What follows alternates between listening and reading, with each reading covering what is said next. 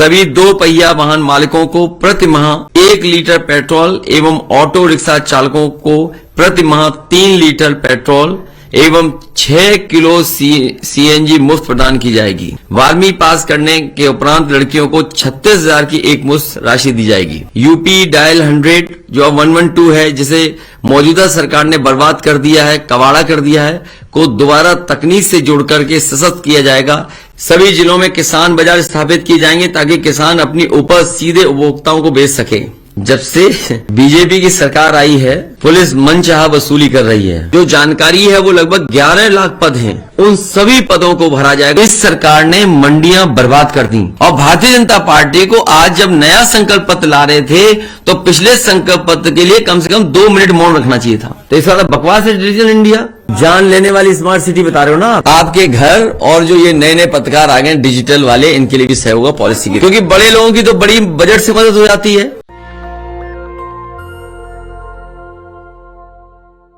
पहले आदरणीय ममता बनर्जी जी साथ थी उस समय, तब भी लंबे समय तक आपसे बातचीत हुई है।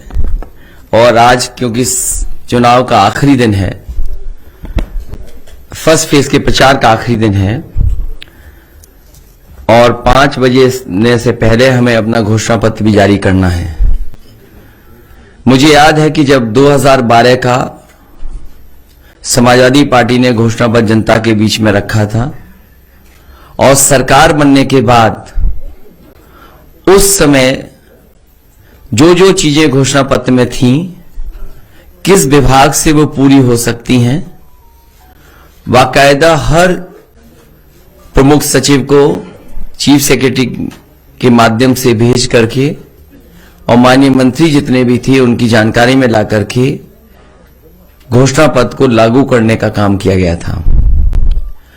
12 से 17 में कई ऐसी चीजें जो घोषणा पत्र में शामिल नहीं थी, उसके बावजूद भी समाजवादी पार्टी ने काम कर करके दिखाया और बड़े बड़े काम करके दिखाए। आने वाले समय में उत्तर प्रदेश को खुशहाली, विकास और तरक्की के रास्ते पर ले जाने के लिए समाजवादी पार्टी ने अपना मैनिफेस्टो बनाया है,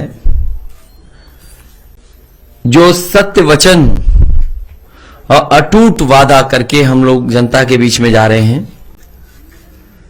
समाजवादी पार्टी ने जब कभी भी जनता के बीच में जो वादे किए होंगे, सरकार बनने पर उनको पूरा किया गया है। इसलिए बहुत बड़ा ये डॉक्यूमेंट है, मैं पूरा नहीं पढ़ पाऊंगा।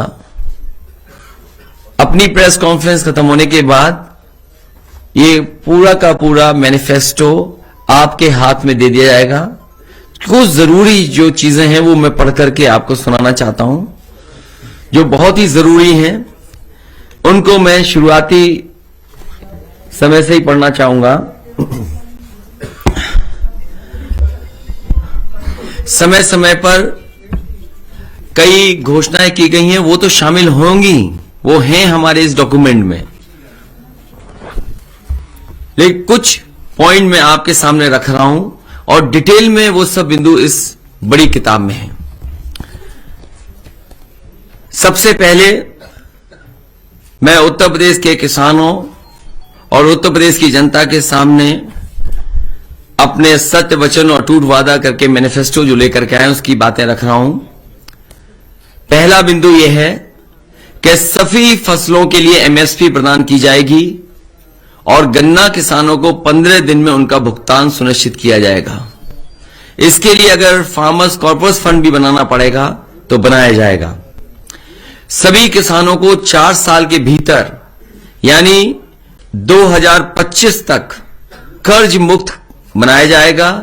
ऋण मुक्ति कानून बनाकर के अत्यंत गरीब किसानों को लाभ पहुंचाया जाएगा। सभी लघु एवं सीमांत किसान जिनके पास 2 एकड़ से कम जमीन है, उन्हें 2 बोरी डीएपी एवं 5 बोरी यूरिया मुफ्त दी जाएगी। सभी किसानों को सिंचाई के लिए मुफ्त बिजली, ब्याज मुक्त लोन, बीमा एवं पेंशन की व्यवस्था की जाएगी। किसान आंदोलन के दौरान शहीद हुए किसानों के परिजनों को 25 लाख रुपए की आर्थिक मदद दी जाएगी और उनकी याद में किसान स्मारक भी बनाया जाएगा। महंगाई पर बार, चौथा बिंदु, सभी बीपीएल परिवारों को प्रति वर्ष 2 एलपीजी सिलेंडर मुफ्त में दिया जाएगा। सभी 2 पहिया वाहन मालिकों को प्रति माह 1 लीटर पेट्रोल एवं ऑटो रिक्शा चालकों को प्रति माह 3 लीटर पेट्रोल एवं 6 किलो सीएनजी मुफ्त प्रदान की जाएगी। Urban employment guarantee act MNREGA की तर्ज पर बनाया जाएगा। समाजवादी पार्टी सरकार आईटी सेक्टर की समीक्षा कर उसे पुनर्जीवित और प्रोत्साहित करने ताकि सेक्टर विकास के इंजन के रूप में कार्य कर 22 लाख लोगों को रोजगार दे सके। महिलाओं को सरकारी नौकरियों में 33% आरक्षण पुलिस समेत सभी सरकारी नौकरियों में प्रदान किया जाएगा। इस व्यवस्था के अंतर्गत सभी वर्गों सामान्य, ईडब्ल्यूएस, एससी एवं एसटी की महिलाओं को शामिल होंगी। वुमेन पावर लाइन 1090 को दोबारा मजबूत किया जाएगा। 1090 के अंतर्गत ईमेल, व्हाट्सएप के जरिए एफआईआर की व्यवस्था की जाएगी। 1090 ऐप में क्राइम ट्रैकिंग, रेजोल्यूशन एवं इन्वेस्टिगेशन की व्यवस्था की जाएगी। लड़कियों की शिक्षा को केजी से लेकर के पीजी तक मुफ्त किया जाएगा। कन्या विद्याधन योजना को दोबारा शुरू किया जाएगा। इसके अंतर्गत 12वीं पास करने के उपरांत लड़कियों को 36,000 की एक मुश्त राशि दी जाएगी।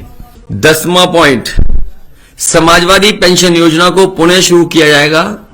इसके अंतर्गत वृद्धों, जरूरतमंद महिलाओं एवं बीपीएल परिवारों को प्रति वर्ष 18,000 रुपए पेंशन दिया जाएगा। इस योजना का लाभ 1 करोड़ गरीब परिवारों तक पहुंचेगा। 11वां पॉइंट, समाजवादी कैंटीन एवं किराना स्टोर स्थापित किए जाएंगे जहां गरीब, श्रमिकों, राजगिरों, बेघरों को सब्सिडी दर पर राशन एवं अन्य जरूरी वस्तुएं मिल सकेंगी। इन कैंटीनों में 10 रुपए में समाजवादी थाली की व्यवस्था की जाएगी। इस योजना का लक्ष्य राज्य से भूख की समस्या को मिटाना है। 12वां पॉइंट, डायल 1890 मजदूर पावर लाइन की स्थापना की जाएगी। यह राज्य के भीतर एवं बाहर कार्यरत प्रवासी श्रमिकों, मजदूरों की समस्याओं का निदान करेगी। 13वां पॉइंट, कारीगरों एवं श्रमिक पेंशन 18,000 रुपए सालाना की दर से बुनकरों, जरदोजी, कारीगर, बढ़ई, कुम्हार, नाविक, मोची, दर्जी एवं अन्य असंगठित क्षेत्र के श्रमिकों की मदद की जाएगी।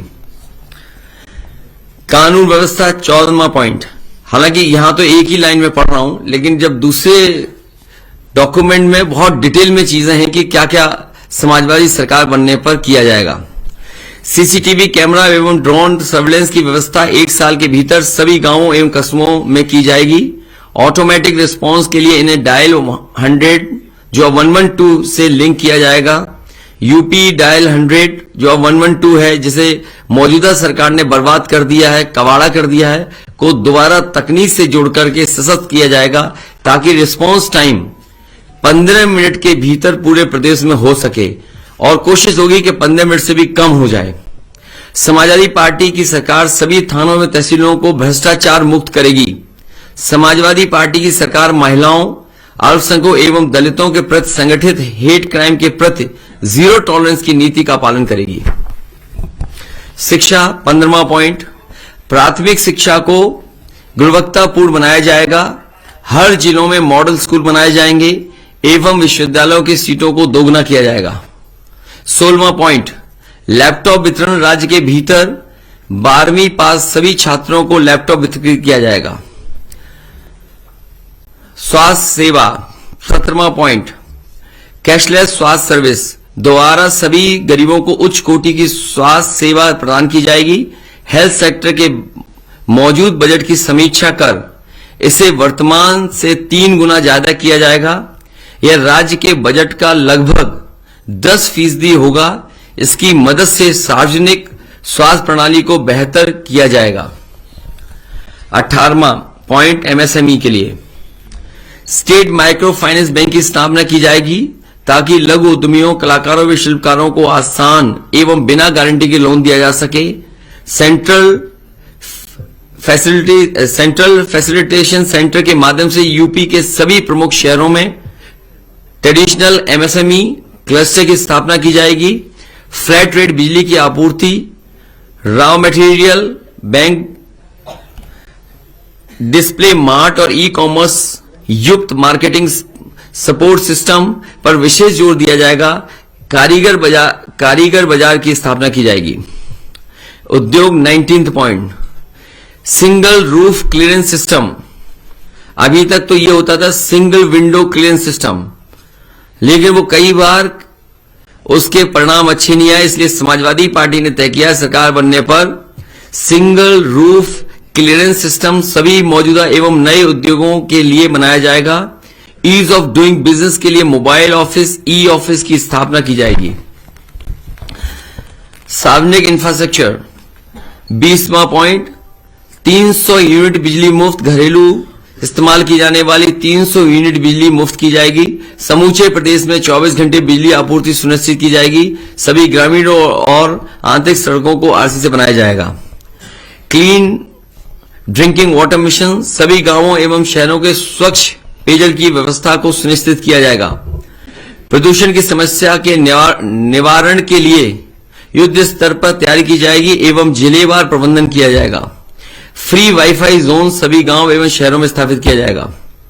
शहरी आवास, शहरी विकास विशेषकर traffic management, drainage system, city forest, प्रदूषण नियंत्रण, वेस्ट मैनेजमेंट और ग्रीन टेक्नोलॉजी की व्यवस्था की जाएगी। हाउस टैक्स और प्रॉपर्टी टैक्स को युक्ति संगत बनाने के लिए एमनेस्ट स्कीम को लाया जाएगा। सरकारी कर्मचारियों का कल्याण 22वां पॉइंट, पुरानी पेंशन योजना को बहाल किया जाएगा। 2005 से पूर्व कर्मचारियों को मिलने वाली पुरानी पेंशन व्यवस्था लागू की जाएगी। क्योंकि ये 22 पॉइंट्स तो मैंने आपके सामने पढ़ दिए, इसके अलावा जो मैनिफेस्टो में चीजें हैं मैं केवल कुछ पढ़ना चाहता हूं आपके सामने।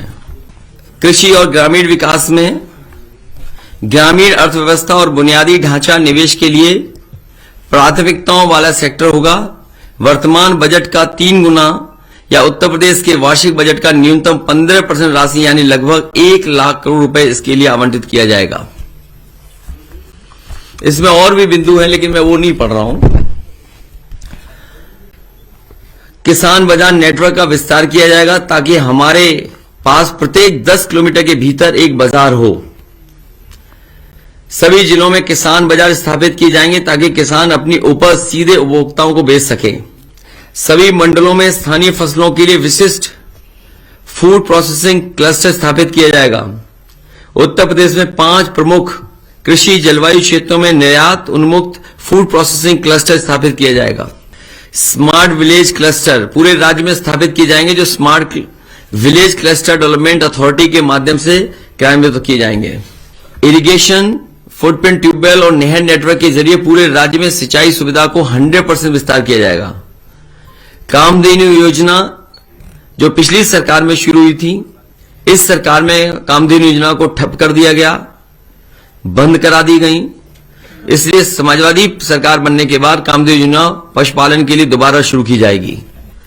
और साथ ही साथ पिछली बार यह तय किया गया था कि गाय के दूध के लिए अगर ज्यादा भी पैसा देना पड़े, 3 रुपए या 4 रुपए भी ज्यादा देना पड़ेगा, तो वो सरकार की तरफ से वो व्यवस्था की जाएगी। रूरल एग्रीकल्चर हब्स की उच्च स्तरीय तकनीक से लैस किया जाएगा। सभी प्रमुख एग्रो क्लाइमेटिक जोन से रिसर्च, जांच और ट्रेनिंग इंफ्रास्ट्रक्चर को स्थापित किया जाएगा। कृषि स्टार्टअप को बढ़ावा देने और कृषि क्षेत्र में रोजगार पैदा करने के लिए एग्रोटेक इनोवेशन सेंटर स्थापित किए जाएंगे। किसान आय और कल्याण आयोग किसानों की आय में सुधार और सर्वेक्षण के लिए वार्षिक आधार पर अपनी सिफारिश देगा। यह आयोग गरीबी रेखा से नीचे जीवन यापन करने वाले किसानों के लिए लिविंग वेज स्कीम को विकसित करेगा। ग्राम न्यायालय अधिनियम को क्रियान्वित कर भूमि विवाद संबंधी मामलों को शीघ्र निस्तारित किया जाएगा। महिला लाभार्थियों के मामलों में परिवारजनों रक्त संबंधियों के लिए कृषि भूमि के हस्तांतरण के लिए स्टाम्प शुल्क को घटाकर 2% किया जाएगा।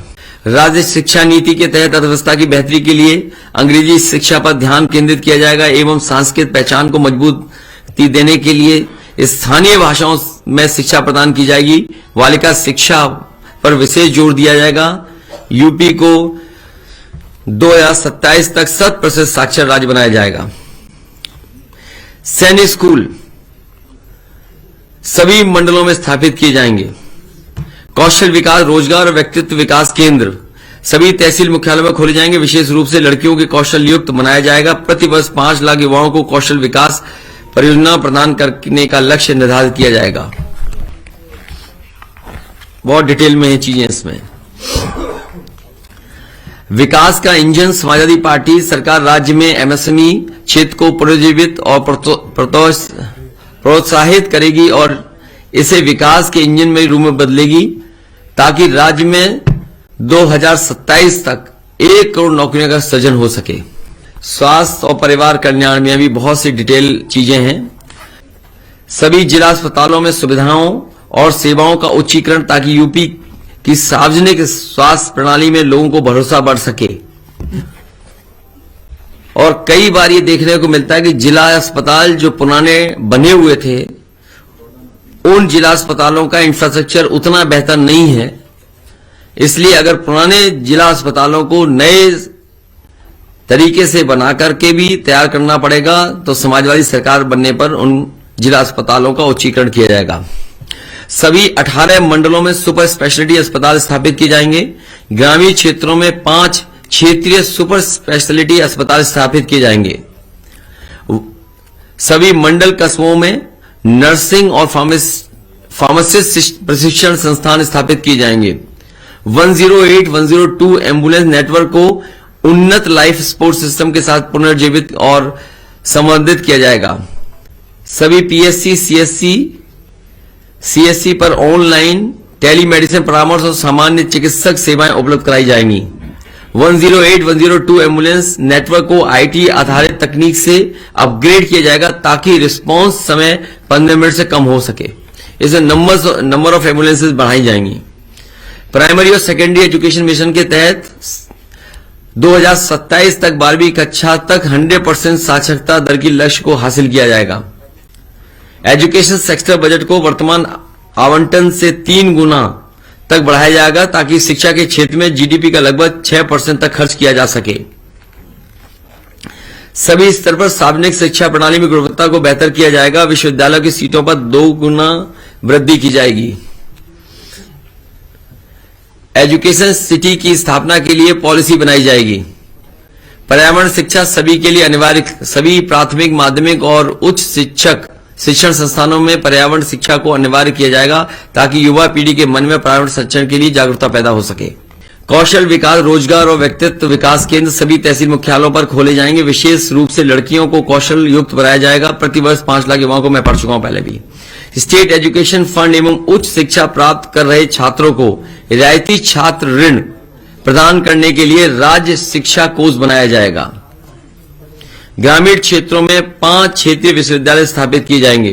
प्रदेश की शिक्षा प्रणाली के सभी रिक्त पदों पर 1 वर्ष के भीतर नियुक्तियां की जाएंगी और अल्प अवधि एवं संविदा भर्ती व्यवस्था को बंद किया जाएगा। प्रदेश की शिक्षा प्रणाली के सभी रिक्त पदों पर 1 वर्ष के भीतर नियुक्तियों की जाएंगी और अल्प अवधि एवं संविदा भर्ती व्यवस्था को बंद किया जाएगा। शिक्षा मित्र की बहाली और प्रशिक्षण कार्यक्रम को दोगुना करने के लिए विशेष अभियान चलाया जाएगा।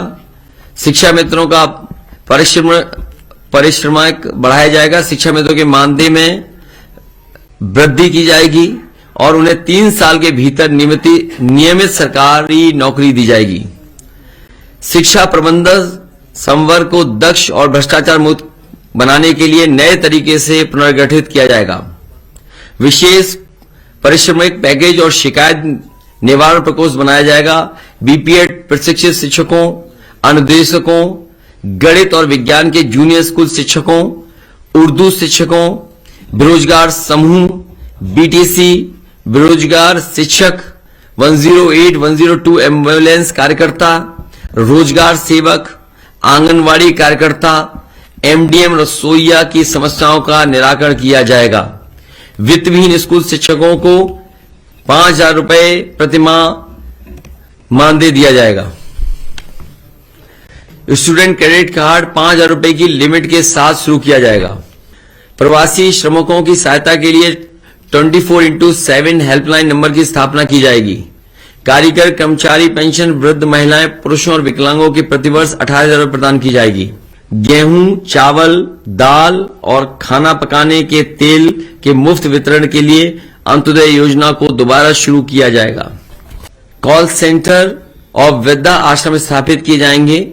इन वृद्धाश्रमों को प्रशिक्षित प्रोफेशनल्स द्वारा संचालित किया जाएगा एवं रहने वाले नागरिकों को घर जैसी सुविधा प्रदान की जाएगी। लैपटॉप वितरण में लड़कियों को 50% प्रतिनिधित्व, राज्य भर से 12वीं कक्षा पास करने वाली बेटियों के लैपटॉप वितरण योजना में 50% प्रतिनिधित्व प्रदान किया जाएगा। महिला शिक्षिकाओं को उनकी पोस्टिंग के लिए विकल्प दिया जाएगा। हौसला पोषण मिशन, गर्भवती महिलाएं और कुपोषित बच्चों के लिए मिशन को दोबारा शुरू किया जाएगा। पुलिस बल में महिलाओं के लिए विशेष भर्ती अभियान, ताकि एक स्वतंत्र महिला पुलिस इकाई का निर्माण किया जा सके। पूरा का पूरा स्ट्रक्चरल चेंज, महिलाएं पुलिस बल में जो पुलिस का है पूरा का पूरा एकदम अलग से एक विंग बनाई जाएगी। यूपी पुलिस बल में महिलाओं को 33% प्रतिनिधित्व दिया जाएगा। 15,000 रुपए बीपीएल परिवारों की महिलाओं को प्रसव के समय दिया जाएगा। समान कार्य के लिए समान वेतन को वैधानिक अधिकार बनाया जाए। इस कानून के तहत महिलाओं को भी उनके पुरुष समकक्षों के समान वेतन मिलेगा। समाजवादी सरकार नौकरियों और आरक्षण की रक्षा के लिए राज्य के सार्वजनिक उपक्रमों में पुनर्गठन और पुनर्निवेश किया जाएगा। राज्य कानून व्यवस्था नीति 2022 के द्वारा मजबूत, उदार और उत्तरदायी पुलिस प्रणाली विकसित की जाएगी। यह अधिक मानवीय और जनता के अनुकूल वातावरण के उत्कर्ष पैदा करने पर विशेष जोर दिया जाएगा। राज्य के सभी पुलिस थानों में सुविधाएं और सेवाओं को अपग्रेड किया जाएगा, ताकि पुलिस का मनोबल बढ़े और नागरिकों को बेहतर सुविधा मिले। साइबर क्राइम कंट्रोल के लिए सभी जिलों में साइबर यूनिट स्थापित की जाएगी। पुलिस बल में महिलाओं की भर्ती के लिए विशेष अभियान चलाया जाएगा, ताकि महिलाओं की स्वतंत्र वुमेन पुलिस यूनिट स्थापित की जा सके। पुलिस कर्मियों को उनके निवास स्थल के निकट नियुक्ति की मांग होने पर उन्हें जनपद के बगल के मंडल में यथासंभव नियुक्त किया जाएगा। मकान किराया भत्ता की समीक्षा की जाएगी। पुरानी पेंशन बहाल की जाएगी। सप्ताह में एक दिन सभी पुलिसकर्मियों को अवकाश सुनिश्चित करने की व्यवस्था की जाएगी। प्रमोशन के लिए खाली पड़े पदों पर तत्काल पदोन्नति की जाएगी। 112 की गाड़ियां बढ़ाएंगे, जिससे रिस्पांस टाइम और कम हो सके। 4-5 मिनट में ही पुलिस पहुंचना संभव हो। पुलिस लाइनों में जर्जर आवासों के स्थान पर नवीन भवनों का निर्माण अथवा मरम्मत की जाएगी। और भी डिटेल पॉइंट्स हैं इसके अंदर। सीएम जन सुरक्षा सेल का गठन किया जाएगा, ताकि अपराध के बारे में शीघ्र पता लगाकर तत्काल न्याय सुनिश्चित किया जा सके। समाजवादी पार्टी की सरकार सभी थानों एवं तहसीलों को भ्रष्टाचार मुक्त बनाएगी। इधर बड़े पैमाने पर भ्रष्टाचार बढ़ा है, बहुत भ्रष्टाचार बढ़ा है। जब से बीजेपी की सरकार आई है, पुलिस मनचाहा वसूली कर रही है। हम संकल्पबद्ध हैं कि पूरे उत्तर प्रदेश में एक्सप्रेसवे का नेटवर्क समयबद्ध तरीके से तैयार कर जनता को समर्पित करेंगे,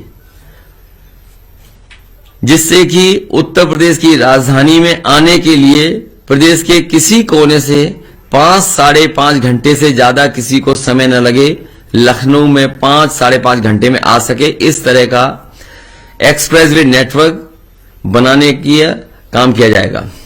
2024 तक सभी जिलों में 4 लेन सड़क नेटवर्क और जिला मुख्यालयों के साथ कनेक्टिविटी की व्यवस्था की जाएगी। जब से समाजवादी सरकार गई है, district to district 4 lane highway जो बनाए गए थे जिला मुख्यालयों को जोड़ने के लिए, उस काम को पूरी तरीके से रोक दिया गया। सभी गांवों की सड़कों को जोड़ा जाएगा और आंतरिक गांव की सड़कों को आरसीसी से जोड़ा जाएगा। उत्तर प्रदेश में समस्त गांवों में साइकिल हाईवे के नेटवर्क या साइकिल चलाने की व्यवस्था की जाएगी। थर्मल, वायु और ऊर्जा के संतुलित मिश्रण के साथ उत्तर प्रदेश की बिजली उत्पादन के आधार में बनाया जाएगा। एग्रीकल्चर वेस्ट और सॉलिड वेस्ट से बिजली उत्पादन इकाइयों की स्थापना गांव के समूह में की जाएंगी ताकि किसान पराली जलाने से बच सके, जिससे वायु प्रदूषण को नियंत्रित करने के साथ ही ठोस अपशिष्ट का निपटान होगा और इससे उत्पन्न बिजली क्लस्टर समुदाय के लिए मुफ्त होगी। कई जगह उत्तर प्रदेश में पहले भी बनी, 2-3 जिलों में इस तरह का है जहां एग्रीकल्चर वेस्ट से और सॉलिड वेस्ट से बिजली बन रही है। इस सरकार ने जो उनकी मांग थी बिजली की दर वो भी कम कर दी, जितनी ईमानदारी से उन्हें चलाना चाहिए नहीं चला पा रहे हैं। समाजवादी सरकार बनेगी तो अलग से पॉलिसी ला करके कि किसानों के ऊपर संकट ना आए, इस तरह का काम करेगी सरकार, पराली वगैरह जलाने में या सॉलिड वेस्ट से बिजली बन सके।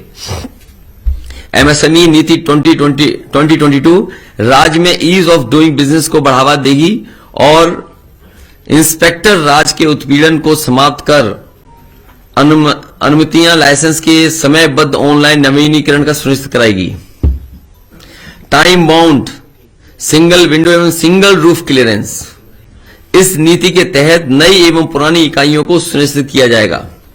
औद्योगिक क्षेत्र की भूमि को एक मुफ्त भुगतान विकल्प के साथ फ्री होल्ड बनाया जाएगा। माइक्रो सेक्टर को रिक्लेफाइड किया जाएगा और एक विशेष माइक्रो एंटरप्राइज सेल बनाया जाएगा ताकि सूक्ष्म उद्यमों को अधिकतम लाभ पहुंचाया जा सके। हाईटेक स्पेशल एक्सपोर्ट जोन कृषि और हस्तशिल्प व्यवसायों को बढ़ावा देने के लिए आगरा लखनऊ एक्सप्रेसवे एवं पूर्वांचल एक्सप्रेसवे के किनारे स्थापित किया जाएगा। ग्रामीण औद्योगिक हब स्थानीय स्तर पर रोजगार सृजित कराने के लिए पिछड़े जिलों में विकसित किए जाएंगे।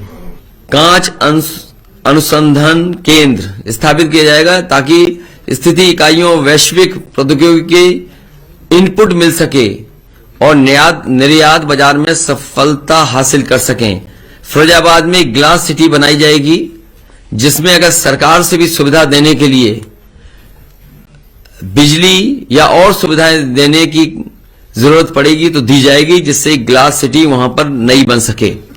स्वच्छ पेयजल मिशन 10 लाख से ऊपर की आबादी वाले सभी प्रमुख शहरों में 24/7 जल आपूर्ति को सुनिश्चित किया जाएगा। आगरा, इलाहाबाद, कानपुर और अन्य सभी प्रमुख शहरों में मेट्रो प्रोजेक्ट को साल 2024 तक परिचालित किया जाएगा।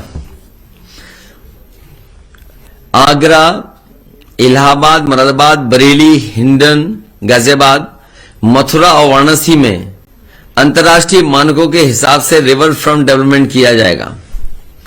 आगरा लखनऊ एक्सप्रेसवे और पूर्वांचल एक्सप्रेसवे पर 2 नई ग्रीन फील्ड टाउनशिप विकसित की जाएंगी। सभी के लिए किफायती आवास उपलब्ध कराया जाएगा।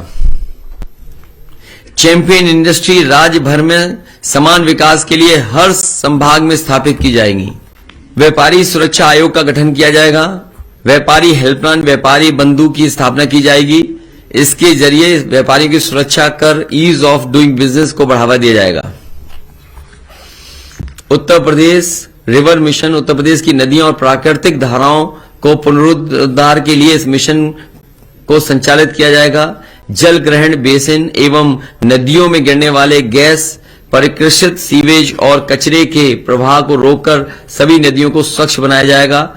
सूख चुकी नदियां और जलाशयों को पुनर्जीवित करने के लिए विशेष अभियान चलाया जाएगा। नदियों के किनारे बसे समुदायों के निवास के लिए विशेष आवास योजना लाई जाएगी। पर्यटन विकास राज्य सरकार की प्राथमिकताओं में शामिल किया जाएगा, क्योंकि इस क्षेत्र में रोजगार की अपार संभावना होती है। एसोचैम की साल 2017 की एक रिपोर्ट के अनुसार समाजवादी सरकार की प्रोग्रेसिव टूरिज्म पॉलिसी के कारण टूरिज्म सेक्टर में 10 लाख लोगों को रोजगार मिला था एवं इसी अवधि में 10,000 करोड़ रुपए का निवेश भी उत्तर प्रदेश में आया था। समाजवादी पार्टी सरकार सभी नागरिकों, विशेषकर महिला, अल्पसंख्यकों और दलितों के खिलाफ हेट क्राइम के प्रति जीरो टॉलरेंस की नीति को पालन करेगी। युवा अधिवक्ताओं को आर्थिक सहायता प्रदान की जाएगी। बड़े शहरों में अधिवक्ताओं के लिए ग्रुप हाउसिंग की व्यवस्था की जाएगी। देश की सीमाओं में रक्षा कर रहे सैनिक परिवारों एवं उनकी जमीनों की रक्षा के लिए विशेष व्यवस्था की जाएगी। मीडिया कर्मियों और जमीनी स्तर के पत्रकारों के कल्याण के लिए राज्य आधारित मीडिया पॉलिसी लाई जाएगी। स्थानीय मीडिया कर्मियों की डिजिटल एवं फिजिकल इंफ्रास्ट्रक्चर मुहैया कराने के लिए सभी तहसील कस्बों में मीडिया सुविधा केंद्र बनाए जाएंगे। और समय समय पे जो कहा गया था, इसमें बहुत और भी चीजें डिटेल में हैं, और भी चीजें डिटेल में हैं, क्योंकि जिस तरीके से कहा, पहले भी संकल्प में बताया गया था कि आईटी सेक्टर को बढ़ावा देकर के 22 लाख अच्छी नौकरियां दी जाएंगी। सरकारी जितने भी पद हैं, अभी जो जानकारी है वो लगभग 11 लाख पद हैं जो खाली हैं। उन सभी पदों को भरा जाएगा, सरकारी नौकरी। साथ ही साथ फौज की भर्ती जो पिछले कई वर्षों से नहीं हुई है, पुलिस में बड़े पैमाने पे भर्ती, और अगर पर्यावरण और नदियों और तालाबों को, जो बड़े बड़े तालाब हैं, नदियां हैं, या फॉरेस्ट को डेवलप करने के लिए ग्रीन फोर्स की अगर बनानी पड़ेगी, ग्रीन फोर्स, तो वो भी बनाई जाएगी। साथ ही साथ जो हमारी सरकारी ऑफिसेज हैं और शहर में बहुत सारी जो बिल्डिंगें पुरानी बनी हैं जिसकी वजह से ट्रैफिक या शहर हमारा कंजेस्टेड दिखता है, जो हमारे शहर हैं उनको कैसे डीकंजेस्ट किया जाए, शहरों को डीकंजेस्ट करने के लिए पॉलिसी लाकर के काम होगा। चाहे वहां पार्क बनाने पड़े या रिवर फ्रंट बनाने पड़े, उस तरीके से किया जाएगा। वहीं अलग अलग समय पर समाज के लोग मिलने आए, जैसे निषाद और केवट समाज के लोग, उनकी जो जरूरत की चीजें हैं या जो उनका व्यवसाय है या जिस तरह का वो काम करते हैं, तो उसके लिए कॉरपोरेशन बना करके, और उन्हें अगर वित्तीय सहायता भी देनी पड़ेगी 200-300 करोड़ के लिए, जिसमें कि अगर वो नाव खरीदना चाहें या और अपने काम को आगे बढ़ाना चाहें तो उसका भी वित्तीय व्यवस्था की जाएगी। साथ ही साथ विश्वकर्मा समाज के लोग भी जगह जगह काम करते हैं, अलग अलग काम करते हैं, उसका भी कॉरपोरेशन बना करके वित्तीय सहायता दे करके, जिसमें वित्तीय सहायता हो सकता है 100-200 करोड़ भी देनी पड़े, दे करके उस कॉरपोरेशन से, उससे जुड़े हुए लोगों को काम और रोजगार से जोड़ा जाएगा। देखिए, पहले तो भारतीय जनता पार्टी का जो संकल्प पत्र है वो गल्प पत्र है, गल्प पत्र। और जो बीजेपी ने कहा है उसके लिए बाकायदा हम लोगों ने तैयारी कर करके, और तैयारी के साथ साथ उस पर वित्तीय कितना पैसा भार पड़ेगा, वो सब बातें कही गई हैं और लिखी हैं। हम लोगों ने बाकायदा उसको कैलकुलेट किया है।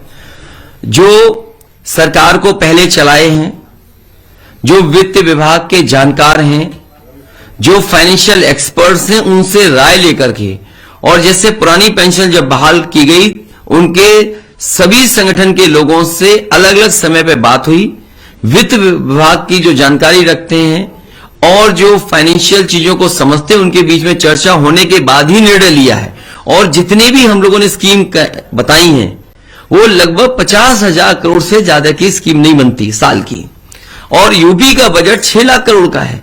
अगर समाजवादियों ने कहा है ये बात, तो जैसे 300 यूनिट फ्री बिजली कहा समाजवादी सरकार पार्टी ने, उसी समय बीजेपी ने कहा कि हम किसानों के लिए 50% माफ कर देंगे बिजली का बिल। तो वो कहां से कर रहे थे?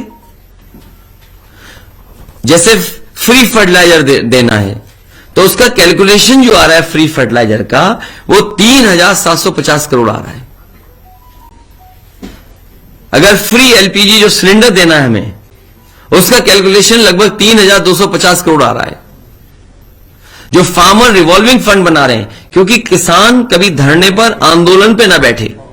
अक्सर चीनी मिलें भुगतान नहीं कर पाती हैं, कई बार किसान के ऊपर संकट आ जाता है, बेमौसम बारिश हो जाए, कोई और कारण हो जाए जिससे परेशानी में चला जाता है, कहां से मदद हो, इसलिए फार्मर रिवॉल्विंग फंड बनाया गया है 10,000 करोड़ रुपए का।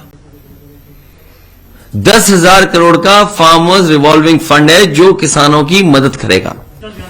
और समाजवादी कैंटीन के लिए भी बहुत ज्यादा खर्चा नहीं, 3,000 करोड़ साल का आएगा, जहां ये अन्ना जानवर, छुट्टा जानवर और गाय सेवा के लिए और एक लोगों को हटाना भगाना। आज भी जब अखबार उठाकर के मैंने देखा तो एक वृद्ध जो बुजुर्ग थे, सांड से ने टक्कर मार दी, वो मर गए मैनपुरी में। आज ही खबर है, पूरे देश में उठा लो, अगर सांड के वजह से सबसे ज्यादा कहीं जान जा रही है तो उत्तर प्रदेश में जा रही है। तो मैंने याद करो क्या कहा था कि सांड की टक्कर से या सांड जो उनको मारे उन्हें 5 लाख रुपए उस परिवार की मदद करेंगे। और साथ ही साथ गौ सेवा के लिए और जो गौशाला बनाई है उसको और बेहतर कैसे चला सकें उसके लिए पॉलिसी लेकर के आएंगे। इस एमएसपी देने के लिए खरीद केंद्र, मंडी और इंफ्रास्ट्रक्चर बिना बनाए संभव नहीं है।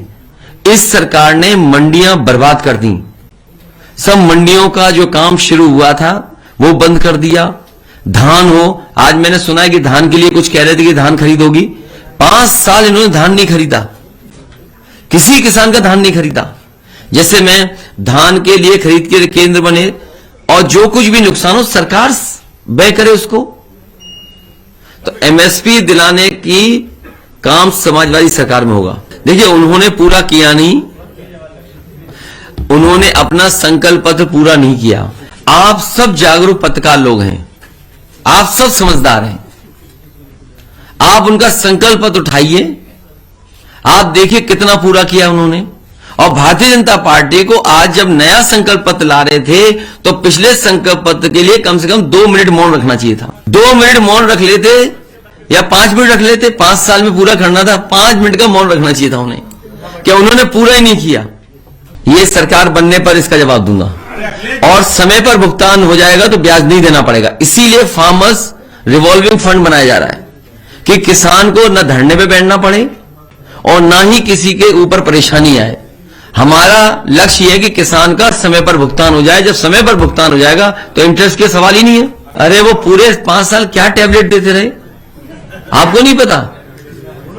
जिस सरकार ने अपने, इसीलिए मैंने कहा कि अपने संकल्प पत्र के लिए इन्हें कम से कम 5 मिनट मौन रखना चाहिए था, जो पूरा नहीं किया। मैं धन्यवाद देना चाहता हूं जो भी सर्वे है जिसमें हम लोग आगे, लेकिन सर्वे ओपिनियन पोल को मैं ओपीएम पोल मानता हूं। इसमें आप पूरा पढ़ेंगी तो आप पाएंगी हर वर्ग के लिए है और विशेषकर अल्पसंख्यक समाज के लिए भी है। ये जो 300 यूनिट फ्री बिजली देने का है, प्रति वर्ष 12,000 करोड़ से ऊपर पैसा आएगा, 12,000 करोड़ रुपए साल का।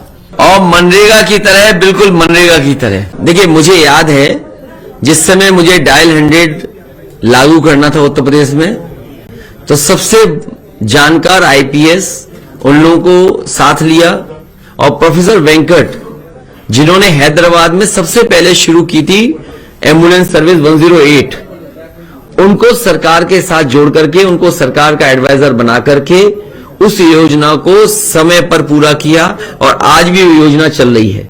और मुझे याद है जब उत्तर प्रदेश में मुझे मेट्रो शुरुआत करनी थी, लखनऊ, कानपुर, आगरा, उस समय मेट्रो मैन श्रीधरन जी को सरकार का एडवाइजर बना करके लाए थे।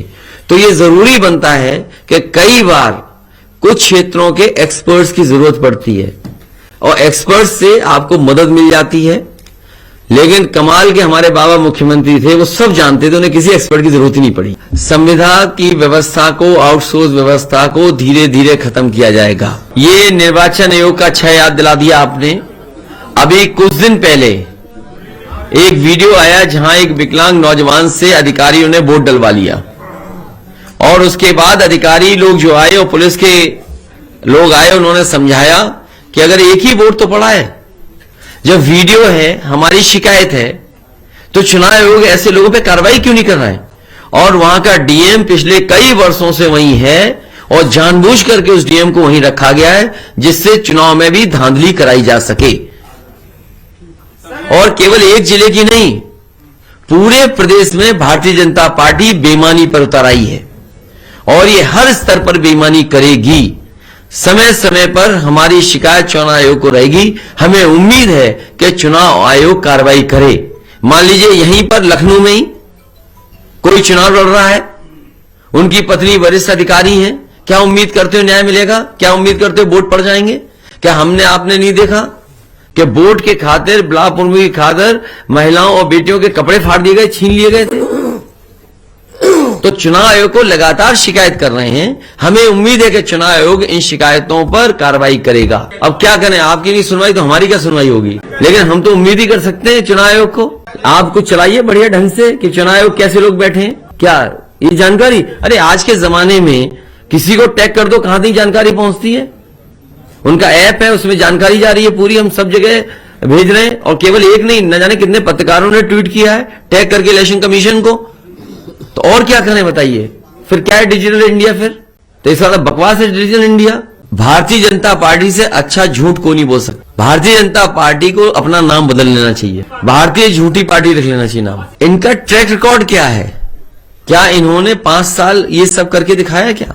तो जिस पे भरोसा ही नहीं है जनता को, भरोसा समाजवादियों पे है। पुराना काम समाजवादियों का दिखाई दे रहा है, उस पर भरोसा जनता को है। ये लगभग 500 करोड़ खर्च होगा और साथ ही साथ साइकिल का कारखाना जो यूपी में बंद हो रहे हैं उनके सहयोग के लिए अलग से मदद की जाएगी। इसमें विचार किया जाएगा क्योंकि जो कमिश्नर बन रहे हैं उन्होंने अन्याय ज्यादा किया है। जो लोग ड्यूटी पे रहते रहते जिन्हें भारतीय जनता पार्टी का टिकट मिल गया हो, क्या उम्मीद करोगे उनसे क्या न्याय किया होगा उन्होंने? और पूरा भारतीय जनता पार्टी के कार्यकर्ता बनकर के चुनाव में काम किए हों, उन्हें कमिश्नर बना दिया गया हो, क्या उम्मीद करोगे जनता को न्याय दिलाएंगे? इसलिए इस पर विचार किया जाएगा। हमारा समाजवादियों का लक्ष्य हमेशा रहा कि कानून व्यवस्था कैसे बेहतर हो। मुझे आप बताइए, किसी पुलिस के अधिकारी से पूछ लीजिए कि रिस्पांस सिस्टम किस पार्टी ने अच्छा दिया। इन्होंने 5 साल के अंदर डायल 100 का केवल नाम बदला और बर्बाद कर दी वो योजना। अगर उसमें गाड़ियां बढ़ गई होती और उसको समय के हिसाब से और ट्रेनिंग या व्यवस्था अच्छी कर दी होती तो आज बहुत अच्छी कानून व्यवस्था होती। भाई स्मार्ट सिटी में क्या होना जरूरी है? आप पैरामीटर्स देखिए ना, क्या है स्मार्ट सिटी में? क्या है? अंडरग्राउंड केबलिंग होना है, मेट्रो होना, और चीजों को डिजिटली पेमेंट होना, पार्क्स होना, रिवर फ्रंट होना, और क्या है स्मार्ट सिटी में? सीवर होना। अब वो स्मार्ट उनका वही है स्मार्ट सिटी, जान लेने वाली स्मार्ट सिटी बता रहे हो ना। उसके लिए मैंने तय किया था, इसलिए मैंने कहा समय समय पर कुछ घोषणाएं की, उन सबको शामिल हम कर रहे हैं अपने मैनिफेस्टो में। वेस्टर्न यूपी में जब मैं गया तो वहां की सबसे बड़ी मांग थी कि गांव स्तर पे कहीं ना कहीं रनिंग ट्रैक होने चाहिए। समाजवादी सरकार में स्टेडियम भी बने थे और अगर रनिंग ट्रैक्स भी बनाने पड़ेंगे या जिला स्तर पे या ब्लॉक स्तर पे, तहसील स्तर पे या कहीं ग्राम सभा में जहां जमीन उपलब्ध होगी वहां रनिंग ट्रैक कच्चे भी अच्छे बनाए जा सकते हैं जिसमें लागत कम लगेगी। तो जहां पर जगह उपलब्ध करा देंगे गांव के लोग, वहां पर रनिंग ट्रैक सरकार की तरफ से बनाने का फैसला लिया जाएगा। उत्तर प्रदेश की कई बड़ी परियोजनाओं को बर्बाद कर दिया भारतीय जनता पार्टी की सरकार ने, और जो मदद दिल्ली की सरकार से होनी चाहिए थी उत्तर प्रदेश की, वो नहीं हुई। उदाहरण के लिए जितने भी उत्तर प्रदेश के एक्सप्रेसवे बन रहे हैं, क्या भारत सरकार ने कोई बजट की मदद की है? भारत सरकार ने अपने अपने प्रदेशों में तो अच्छे अच्छे एक्सप्रेसवे दिए हैं, बजट एनएचएआई का दिया है, लेकिन उत्तर प्रदेश जिसने 2 बार सरकार बनाई उससे क्या भारत सरकार ने कोई एक्सप्रेसवे दिया? 1 लाख करोड़ का देश का बन रहा है एक्सप्रेसवे। हम ये जानना चाहते हैं कि बुंदेलखंड एक्सप्रेसवे, गंगा एक्सप्रेसवे या अन्य एक्सप्रेसवे जो उत्तर प्रदेश में बनने थे उसमें क्या भारत सरकार ने मदद की है? जब भारत सरकार कोई मदद नहीं कर रही है, एनएचएआई का भी पैसा दूसरे प्रदेशों में जाते जा रहा है, आपके प्रदेश को नहीं मिल रहा। तो ये भेदभाव करने का काम भारत सरकार ने भी उत्तर प्रदेश के साथ किया है। हमने ये कहा है कि हमारे कॉर्पोरेशंस बनाएंगे जिसमें मान लीजिए निषाद समाज, केवल समाज को जरूरत पड़ती है नाव की, उनको जरूरत पड़ती है और अपने व्यवसाय को बढ़ाने के लिए, उनके काम को बढ़ाने के लिए, तो उस कॉर्पोरेशन में वित्तीय सहायता 200-300 करोड़ की देनी पड़ेगी, देंगे, जिससे वो अपने समाज के या उस समाज से जुड़े हुए लोगों का काम कर सकें। इस तरह विश्वकर्मा समाज के लोग हैं, कहीं लोहे का काम कर रहे हैं, कहीं लकड़ी का काम चल रहा है। मान लीजिए मैं सहारनपुर में गया, 1 लाख से ज्यादा कारीगर उससे जुड़े हुए हैं लकड़ी के कारोबार से, उन्हें मशीन चाहिए आज। तो अगर हम वो कॉर्पोरेशन बना लें और उस कॉर्पोरेशन से वित्तीय सहायता देनी पड़े, उनको ट्रेनिंग देनी पड़े, जो इंटरनेशनल डिजाइन्स की आज डिमांड है, जो इंटरनेशनल स्टैंडर्ड्स बने, उनके बारे में उन्हें जानकारी हो, तो ये कॉर्पोरेशन से वित्तीय सहायता देकर के मदद की जा सकती है। और जहां तक ये प्रतिमाएं लगाना, महापुरुषों को रखना, अपनी संस्कृति की धरोहर को बचाना, अरे रिवर फ्रंट था, याद करिए विश्वकर्मा समाज के जयंती के दिन मैंने कहा जयंती की छुट्टी भी होगी और भगवान विश्वकर्मा जी की मूर्ति भी लगेगी। 24 किलोमीटर का रिवर फ्रंट है, जितने भी हमारे महापुरुष होंगे उनको सबको 500-500 मीटर डिवाइड कर दिया जाएगा, तो कितने महापुरुष हो गए? 24 किलोमीटर का है रिवर फ्रंट, 12 किलोमीटर इधर, 12 किलोमीटर इधर, 24 किलोमीटर हो गया। हर एक महापुरुष को 500 मीटर दिया जाएगा। तो सोचिए, अगर कोई बच जाए तो हमें बता देना आप, हम उनको भी दे देंगे सम्मान। अच्छा, रिवर फ्रंट से अच्छा कुछ हो तो बताओ। और क्योंकि रिवर फ्रंट में आपको चाहिए लोग घूमने आए, कम से कम एक गेट टुगेदर की जगह हो, कुछ खाना खा सकें, बर्थडे मना सकें, फैमिली रिश्तेदार आए, दोस्त आए, घूमे बैठे, तो कम से कम अगर भगवान विश्वकर्मा जी की मूर्ति लगी होगी या और किसी महापुरुष की होगी तो उसके बारे में जानेंगे। मान लीजिए कवि हमारे थे नीरज जी, उनकी प्रतिमा हो, उनके हाथ के फुटप्रिंट हो, तो लोग देख करके, जान करके, समझ करके जाएंगे। तो हर महापुरुष को, क्योंकि हमारा गठबंधन ऐसा है जिसमें सब समाज के लोग हैं, तो 500-500 मीटर का रिवर फ्रंट हर महापुरुष के लिए आवंटित कर दिया जाएगा। आपके घर और जो ये नए नए पत्रकार आ गए डिजिटल वाले, इनके लिए भी सहयोग होगा पॉलिसी के तहत, क्योंकि बड़े लोगों की तो बड़ी बजट से मदद हो जाती है। अरे कुछ बात छिपी तो रहने दो भाई। जैसे बहुत सारे अपने अच्छे पत्रकार हैं जो डिजिटल प्लेटफॉर्म पे हैं, तो बाकायदा पॉलिसी ला करके उनकी भी मदद होगी। नए जमाने में यही होना है। और जो बड़े पत्रकार हैं उनके पास तो बड़ा बजट वैसे ही पहुंच जाता है, और छोटे पत्रकार सब जानते होंगे बड़े पत्रकार को कितना बजट मिलता हुआ है। 5 साल में कईयों को तो 100-100 करोड़ मिल गया। अब वो कम न्यूज दिखाएंगे नहीं, बनाएंगे। और मुझे याद है कि आशा भोसले जी सैफई आई थी, और कई बार बहुत सारे ऐसे लोग आते थे। उस समय प्रयास हुआ था कि लता मंगेशकर जी सैफई आए, लेकिन वो स्वास्थ्य की वजह से उस समय नहीं आ पाई थी। उनके लिए भी इटावा में, क्योंकि बहुत सारे सेंटर हैं, आगरा है, जैसे मान लीजिए आगरा में सेंटर था हमारा म्यूजियम, जिसको मैंने कहा कि गंगा जमुनी तहजीब का म्यूजियम बनेगा, वो एज इट इज पड़ा हुआ है। तो ये जो लोग बड़े बड़े लोग हैं, लता मंगेशकर से बड़ा कौन रहा है, जैसे 30,000 के लगभग गाने गाए हों, हजारों फिल्में गाने दिए हों, और इतना बड़ा नाम, तो अगर उनके याद में कुछ वहां बन सकेगा तो जरूर बनाया जाएगा। नहीं, सभी के लिए होगी। कहां बनवा रही सरकार? भारतीय जनता पार्टी से बड़ा झूठ को नहीं बोल सकता। छोटा नेता है छोटा झूठ बोलता है, बड़ा नेता है बड़ा झूठ बोलता है, सबसे बड़ा नेता है तो सबसे बड़ा झूठ बोलता है। ये जो कह रहे हैं एटीएस का सेंटर, इनसे पूछिए भारतीय जनता पार्टी के लोगों से कि जब बजट, सप्लीमेंट्री बजट सब पास हो गया, बजट में क्या बजट रखा था आपने, और फिर क्या बजट था आपका? एक, इन्होंने कहा मां शाकुंभरी देवी के नाम से हम शक्तिपीठ के एक यूनिवर्सिटी बनाएंगे। क्या बजट था यूनिवर्सिटी में? क्या बजट दिया? एटीएस सेंटर के जो कमांडो सेंटर बनाया जाता है, क्या बजट दिया आपने? यूनिवर्सिटी मां शाकुंभरी बना रहे हैं आप, क्या बजट दिया उसमें? जब बजट ही नहीं दिया, और सबसे बड़ी बात आपको बता दें, दिल्ली का अभी बजट पास हुआ है, क्या जो राशन फ्री बट रहा उसके लिए बजट रखा है क्या भारतीय जनता पार्टी ने? इसका मतलब यह है कि गरीबों को केवल वोट लेने के लिए राशन दिया जा रहा है। आप दिल्ली का बजट देखिए, क्या बजट जीरो है कि नहीं है उसमें? राशन बांटने के नहीं बजट, इसलिए उनकी बातों में मत आओ आप भी, वो केवल झूठ बोलते हैं। जो सरकार अभी तक जो बन रहे थे कई फॉरेंसिक लैब, तालेग्राम में 7 या 8 फ्लोर की बनी खड़ी है फॉरेंसिक लैब। 5 साल हो गए, बताइए, ऐसी खड़ी हुई है। झांसी का फॉरेंसिक लैब अभी तक नहीं चालू कर पाए। जो सरकार 100 नंबर जो अब 112 कर दिया, उसके टायर तक नहीं बदल पाए, वो क्या एटीएस सेंटर बनाएंगे? इसलिए झूठ बोल रहे हैं, झूठ नहीं। एटीएस सेंटर, एटीएस की बिल्डिंग किसने बनाई बताओ?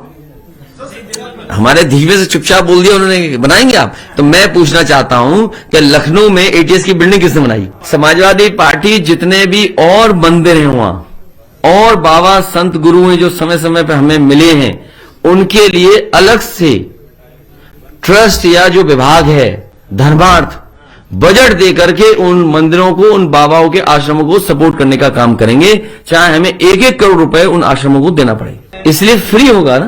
पहले भी किया था समाज सरकार में, पहले भी कर रहे थे फ्री, फिर करेंगे फ्री। उन सभीयों का मैंने लिखा है, जितने बच्चे आंदोलन कर रहे थे, चाहे वो शिक्षा मित्र हों, बीएड वाले हों, टीटी वाले हों या रोजगार सेवक हों, उन सब की समस्या का समाधान समाजवादी सरकार में होगा।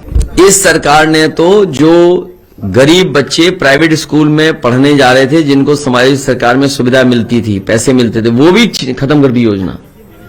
इस पर भी विचार करेंगे। कोविड वाले सुप्रीम कोर्ट की जो गाइडलाइन है उस पर काम करेंगे। जब आप इन पॉलिसीज को लागू करेंगे तो ओवरऑल बजट में से निकाल कर ही आप इनको लागू कर सकेंगे। 10% भी नहीं बनता। और जबकि अगर 6 लाख करोड़ का देखेंगे तो 10% भी नहीं बनता है उतना। तो मुश्किल है, कोई डाइवर्ट नहीं करना पड़ेगा। मैं अभी फतेहाबाद गया था, नहीं एतमादपुर, वहां पर आलू को लेकर के बड़ी चिंता थी किसानों को कि कोल्ड स्टोर में आलू सड़ता है, आलू की कीमत नहीं मिल रही है। तो समाजवादी पार्टी ने और हम लोगों ने कहा कि जो एग्रीकल्चर प्रोफेसर चुनाव लड़ रहे हैं, क्या कर सकते हैं?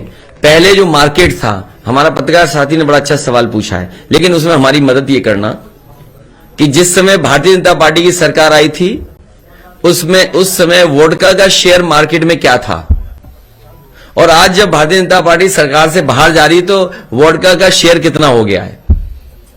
तो अगर आलू से संबंधित कोई हमें कारखाना उद्योग लगाना पड़ा, और उद्योग कारखाना लगाने के लिए चाहे फूड प्रोसेसिंग हो, चिप्स हो या और चीज हो, वो लगानी पड़ी तो लगाएंगे, और चाहे सब्सिडी 100, 200, 300 करोड़ देनी पड़ी देंगे। देखिए, वो इसीलिए मैंने कहा डीकंजेस्ट सिटी, या जो अस्पताल हैं, जो हमारे अस्पताल बने हैं जिला अस्पताल, वो बहुत ही खराब स्थिति में है। जो जिला अस्पताल है वो खराब स्थिति में, जगह बहुत है उनके पास, लेकिन जिस समय बने थे उस समय मानक अलग थे, उस समय इतना अच्छा इंफ्रास्ट्रक्चर नहीं बन पाया था। तो इस बार समाजवादी सरकार बनेगी तो जिला अस्पतालों को भी नया इंफ्रास्ट्रक्चर तैयार करेंगे, जिससे वहां पर सुविधाएं गरीबों को सब मिल सकें। और साथ ही साथ जो एडमिनिस्ट्रेटिव ऑफिसेज हैं हमारी, जहां पर प्रशासनिक भवन है, एक ऑफिस यहां है, एक यहां है, फिर एक वहां है, और सब जर्जर हैं। जो गरीब आते हैं, न उन्हें बैठने की जगह है, न उनको पानी पीने की जगह है, न शौचालय अच्छे हैं। तो कम से कम गरीब जो वहां अपनी काम के लिए आता है, सुनवाई के लिए आता है, उसके लिए एक प्रॉपर जगह हो। अधिकारियों ने तो अपने लिए बना लिया अच्छा सब कुछ, लेकिन जो आ रहा है गरीब दूर से चल करके 30 किलोमीटर 40 किलोमीटर, उसको बैठने की सुविधा नहीं है। पहले इस ऑफिस में जाए, फिर उस ऑफिस में जाए, फिर उस ऑफिस में जाए। तो एक जगह ला करके, क्योंकि अगर आप देखेंगे जिला मुख्यालय जगह बहुत है, पर्याप्त जगह है। मैं कई जिलों को जानता हूं, देखा है मैंने, जगह पर्याप्त है।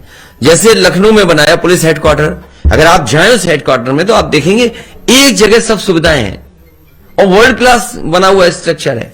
तो आज संभव है कि 1 by 1 हम डिस्ट्रिक्ट के सभी ऑफिस एक जगह लाएं, जिससे कि जो लोग हैं गरीब दूर दूर से चल करके आते हैं, उनको एक ही जगह सुविधा मिल जाए, ज्यादा परेशान ना होना पड़े, और अपना आराम से वहां काम करके जाएं।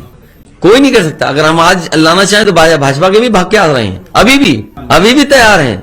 लेकिन मैंने उस दिन कहा था कि आज के बाद भाजपाइयों को नहीं लेंगे, इसलिए अगर अभी भी दरवाजा खोल दें तो कुछ आने को अभी भी तैयार हैं। तो हम एडजस्ट कैसे करेंगे? जो धर्मार्थ विभाग है उसी में बजट देंगे, और उसी बजट से सभी जो हमारे आश्रम संत गुरु हैं, जिनको कोई पूछने वाला नहीं है, उनको धर्मार्थ विभाग अलग से सहयोग करेगा, मदद करेगा।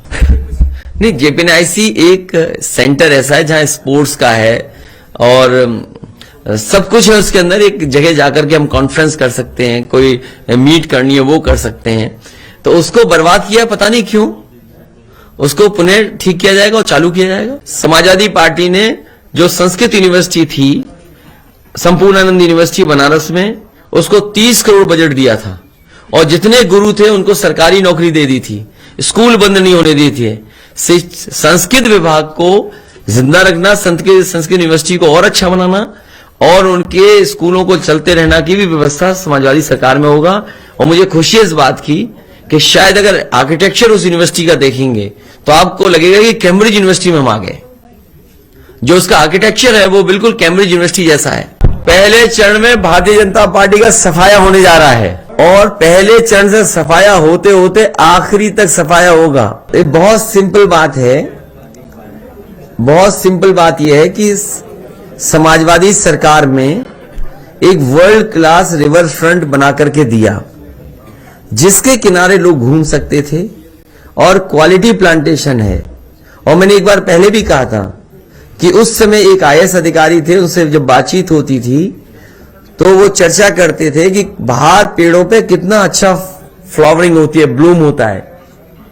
तो मैंने ये कहा कि हमारे भारत में भी ऐसे पेड़ हैं जिसकी फ्लावरिंग सीजन वाइज अच्छी होती है। तो इस रिवर फ्रंट के किनारे और लोहिया पथ पे आप देखेंगे तो जो लोहिया पथ पे ट्रीज लगे हैं वो क्रोसिया है, पिंक और व्हाइट फ्लावरिंग करते हैं। और रिवर फ्रंट पे जगह जगह अच्छे प्लांट लगाए थे जिससे सीजन के हिसाब से आपको फ्लावरिंग देखने को मिले। सोचिए इतनी अच्छी क्वालिटी का रिवर फ्रंट बना था, चाहे वो सिविल वर्क रहा हो चाहे कोई अन्य काम रहे होंगे। आज भी 5 साल की बदहाली के बाद भी आज भी वर्ल्ड क्लास दिखाई दे रहा है। तो इस तरह के रिवर फ्रंट बहुत से सिटीज में बन सकते हैं। कानपुर है, आपका आगरा है। आगरा वर्ल्ड का सबसे पहला ये सिटी था जिसमें रिवर फ्रंट था। ये बर्बाद कर दी है शिक्षा व्यवस्था। दुनिया में सभी लोगों ने अपने स्कूल खोल दिए हैं, सब जगह स्कूल खुलने लगे हैं। ये सरकार ने कोविड के बहाने पूरी शिक्षा व्यवस्था को चौपट कर दिया। अब पुनः शुरू करना पड़ेगा अच्छी तरीके से। इसके पे भी चर्चा हुई है और बजट से कॉर्पस फंड बना करके दिया जाएगा। समाजवादी पार्टी ने कभी भी भेदभाव का काम नहीं किया। भेदभाव से मुझे याद है बहुजन समाज पार्टी की सरकार गई थी, जो उनके अच्छे काम थे एक भी नहीं रोका गया, एक भी काम नहीं रोका गया। उन जगहों को भी अच्छा इस्तेमाल किया गया। जैसे 1090 बना है, मेट्रो की ऑफिस बनी है, तो जो जगह इस्तेमाल हो सकती थी की थी और किया जाएगा।